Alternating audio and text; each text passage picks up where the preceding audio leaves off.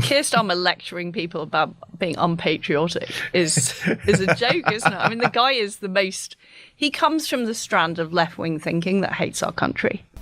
Keir Starmer hates our country, says Liz Truss in an interview where she chided the Prime Minister for calling others unpatriotic when they criticised his government.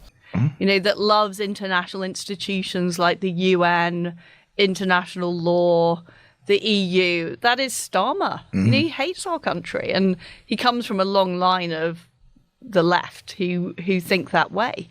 So it's a bit of a cheek, him saying that. She was referring to the Prime Minister's attack on Nigel Farage when he spoke at the US Congress about Britain's attitude to free speech. Well, Mr. Speaker, of course, the honourable member for Clacton is not here representing his constituencies in the House that he was elected to. No, he's flown to America to badmouth and talk down our country. And worse than that, Mr. Speaker, if you can believe it, he's gone there to lobby the Americans to impose sanctions on this country which will harm working people. You cannot get more unpatriotic than that. It's a disgrace. Farage had said this in Washington. This could happen to any American man or woman that goes to Heathrow that has said things online that the British government and British police don't like. It is a potentially big threat to tech bosses, to many, many others. This legislation we've got will damage trade between our countries, threaten free speech across the West because of the knock-on roll-out effects of this legislation from us or from the European Union. So I've come today as well to be a klaxon, to say to you, don't allow, piece by piece, this to happen here in America. And you would be doing us and yourselves and all freedom-loving people a favour if your politicians and your businesses said to the British government, you've simply got this wrong. At what point did we become North Korea? And the Reform leader had previously called the Prime Minister unpatriotic himself. This Prime Minister has no connection with working people, no connection with what we used to call working class communities. His leadership, frankly, is dismal. It is uninspiring. It is disconnected from real life. It is, in my view, unpatriotic. And now, even opinion polling today suggesting that over half the country thinks his leadership, frankly, is pointless. Many Brits feel neither Keir Starmer nor Labour are patriotic. This summer saw thousands of flags flown across Britain in defiance of an elite many felt were at odds with the idea of love of country. Mr Starmer dismissed the patriotic rebellion as people hating their neighbours.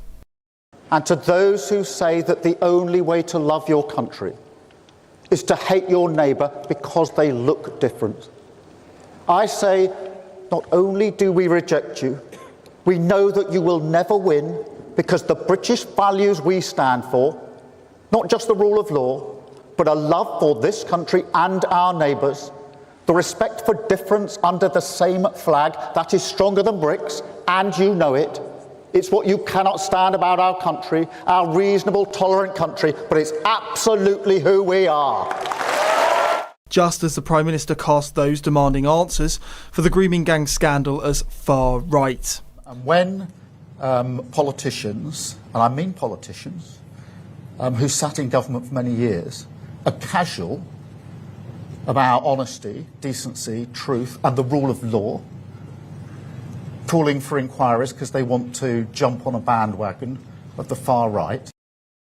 The founder of the Raise the Colours movement, Elliot Stanley, felt the Prime Minister had misrepresented those proudly flying the flag and what they stood for. Now, Keir Starmer is planning to reclaim the British flag from so-called far-right protesters in a bid to tackle divisive populism.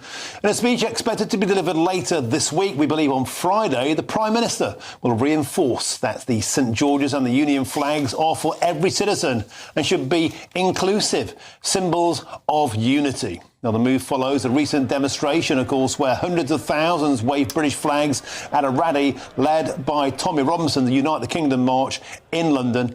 Let's now speak with the founder of the Raise the Colours movement, Elliot Stanley. Elliot, a pleasure to have your company once again. So Keir Starmer is expected to take to the airwaves on Friday, calling people like you far right. How does that make you feel? Well, it's part of the course, unfortunately, isn't it? Anybody that's slightly conservative, he's now deemed as far right. You know, who knows who the far right is? Hopefully, he can explain it to us all on Friday. Well, I mean, it seems like most people now fall into that bracket. If you're a patriot, a stick up for your country, believe in border control. The speech, we believe, is going to include references to Euro 96, when Sir Keir Starmer said he stood on the terraces as England were victorious. Maybe he jinxed it because, of course, we got knocked out in the end. But on a serious point, you've been putting up hundreds, if not thousands, of flags all across the Birmingham area. And I believe you're ringing to local Asian business owners, and far from treating you like you're far right, they're shaking your hand. Oh, I mean, we were out last night. We put another 150 up last night. The chap that owns the local curry house come out. He said, "Can you put one above his door?" A chap that owns a micro bar come out. He gave us some bottles of beer, thanking us. You know, we've had tremendous support last night alone. It was absolutely fantastic. It's so heartwarming. We did have an incident with somebody being highly abusive to us. He was a middle-class white chap riding his bike, and he was screaming obscenities to us, which we, duly ignored. But everybody else was supportive. People coming, stopping cars, hugging us, giving us bars of chocolate, trying to donate us cash. The support's overwhelming. It's fantastic. And Elliot Stanley, we've got a video that you sent through earlier on of your co-founder here. Let's take a look at that, and perhaps you can talk us through what's happening on screen. Let's get it on our screens now. So if you talk through Elliot Stanley, when we get this playing, what's happening here? So this young lady, she stopped us. She was walking home from a shift, and she stopped us and said, "Can I please have a flag? I'd like to display one above my door." We asked if she'd wanted St George's a union flag, and she asked for the union, and we kindly give her one. And she actually took a selfie with Ryan when he was giving her the flag. She was over the moon, and that's typical for the type of response we have off people. I had 3 different taxi drivers stop me yesterday and asked for flags to put in to display on the back of their black cabs. It's, as I said, the support's overwhelming. It's just the odd occasion where we get people that, for some reason, despise the flag. They don't want to see it flying proudly from lampposts. To the point, in fact, that on one of the main roads that we put some up last night, I mean, we finished about 9:30 last night, about 10 of them had been took down by 7:30 this morning. So we're actually going out again tomorrow night to go and erect them higher tomorrow. So hopefully they won't be removed quite so speedily. Yeah, I know your boys. I don't think you're going to stop anytime soon. The point I want to make to you and to get across to the nation, Elliot Stanley, is that in Sir Keir Starmer's speech, he's expected to refer to an incident where Chinese takeaway was graffitied. And we can all agree that that's absolutely disgusting. But you're saying in Indian takeaways, Indian ladies going home from a shift on the street in Birmingham, they're coming up to you, and it's the exact opposite of what we're being fed by the Prime Minister. We're being fed that everyone who's an ethnic minority hates this, and everyone who's partaking in it is far right.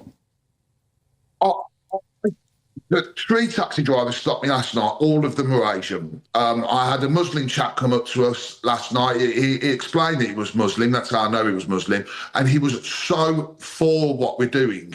He was so encouraging. And he said, "Look, we explained that this isn't about race." He said, "I know it's not. It's the flag of our country. It should be flying proudly," and that's typical. That's the typical response we have from all ethnicities. It's just the only problem we ever have is from, as I hate to say, and I keep reinforcing it, but white middle class people, so-called liberals, I may add.